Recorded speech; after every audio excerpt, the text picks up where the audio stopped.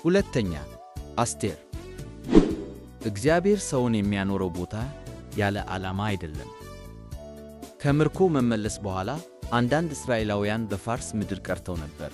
ከእነርሱ መካከልም አስቴር የምትባል ወጣት ሴት ነበረች። እርሷ እንዴት ንግሥት እንደሆነች ስንመለከት ይህ ሁሉ የእግዚአብሔር ዝግጅት እንደነበር ግልጽ ይሆናል።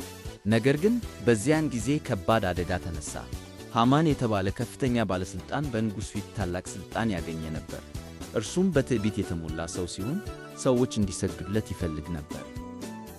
ሞርዶክዮስ ለእርሱ መስገድን ሲከለክል ሐማን በከፍተኛ ቁጣ ተነሣ።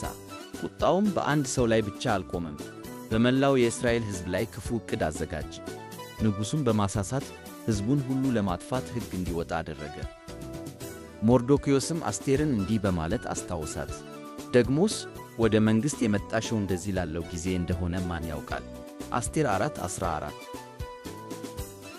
እርሷም ሕይወቷን በአደጋ አኑራ በእምነት ቆማ ሕዝቧን ለማዳን ተነሳች።